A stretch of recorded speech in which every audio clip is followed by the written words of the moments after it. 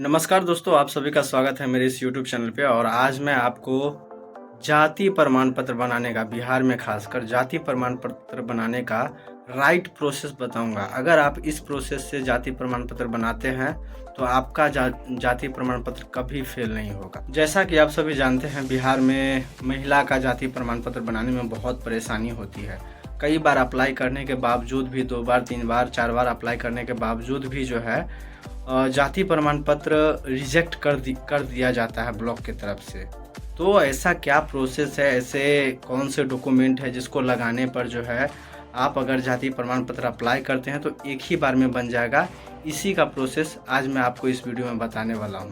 तो चलिए वीडियो शुरू करते हैं। सबसे पहले देखते हैं दोस्तों अप्लाई करने का प्रोसेस। जैसा कि आपको पता होगा कि जैसे ही आप अपने लैपटॉप या डेस्कटॉप या मोबाइल पे क्रोम खोलिएगा, क्रोम खोलने के बाद जैसे ही आप उस पर RTPS सर्च मारिएगा तो आपको एक वेबसाइट मिलेगी RTPS का। यहाँ पे ओके करना है। ओके करने के बाद जब ये वेबसाइट खुलेगा तो यहाँ पे सामान्य वाला में जा कर के यहाँ पे 2 नंबर में ऑप्शन आता है जाति प्रमाण पत्र बनाने का। उसमें भी 3 तरह का ऑप्शन आता है कि आप कहाँ से बनाना चाहते हैं।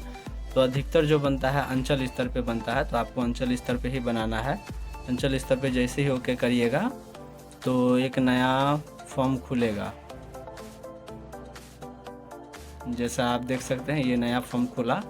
इस फॉर्म को भरने के लिए सबसे पहले ज़रूरी है देखना कि यहाँ पे स्त्री या पुरुष वो सेलेक्ट कर लेना है। उसके बाद जैसे आप स्त्री सेलेक्ट करिएगा तो यहाँ पे जो है स्त्री को सेलेक्ट करने के बाद यहाँ पे श्रीमती या सुश्री के बारे में पूछा जाता है। उसके बाद एप्लीकेंट का नाम पूछा जाता है, उसके फादर का नाम, उसके मदर का नाम, और उसके बाद उसका हस्बैंड का नाम और उसका मोबाइल नंबर, ईमेल आईडी। उसी के साथ यहाँ पे जब पता का बात आता है दोस्तों, तो यहाँ पे कौन सा पता भरना शुरुआत वाले में। तो दोस्तों शुरुआत वाले में जो है आपको महिला के नैहर का, जहाँ पे वो पहले रहती थी, वहाँ का एड्रेस पूरा डालना है, यानी उसके पिता के गांव का एड्रेस। उसके बाद जो नीचे में आता है ऊपर के जैसा, तो यहाँ पे टिक नहीं मारना है, यहाँ पे टिक नहीं मारना है। यहाँ पे जो है आपको अभी महिला जिस गांव में रहती है, जिस गांव में उसका शादी हुआ ससुराल है, वहाँ का एड्रेस यहाँ पे डालना है और एड्रेस एकदम सही डालना है। और उसके बाद यहाँ पे फ़ोटो अपलोड करना है। आपको पता ही होगा फ़ोटो 350 KB के आसपास होना चाहिए। उसके बाद पेशा गृहिणी जैसे होता है वो डाल दीजिएगा। उसके बाद आप किस जाति से वो सेलेक्ट करके और यहाँ पे आप जो है यानी कप्चा डालने के बाद प्रोसेस यानी आगे सबमिट कर दीजिएगा।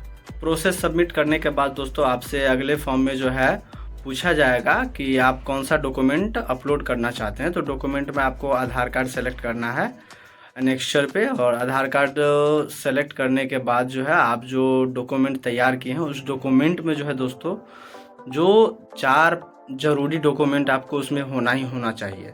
सबसे पहला महिला का आधार कार्ड, यानी जो कैंडिडेट है जिसके नाम से आप अप्लाई कर रहे हैं उसका आधार कार्ड विथ सिग्नेचर होना चाहिए। सिग्नेचर के साथ उसका आधार कार्ड होना चाहिए।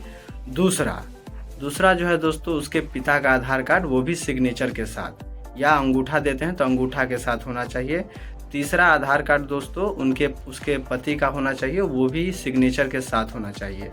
और चौथा जो डॉक्यूमेंट है वो है यानी महिला जिसके नाम से अप्लाई कर रहे हैं उसके पापा के गांव का जो ज़मीन होगा उसका एक केबाला होता है या खतियान होता है, जो भी हो उस पर जाति मेंशन किया रहता है, तो वो उसका एक फ़ोटो होना चाहिए। यानी ये 4 डॉक्यूमेंट मोस्ट इम्पॉर्टेंट है। ये 4 डॉक्यूमेंट होना ही होना चाहिए।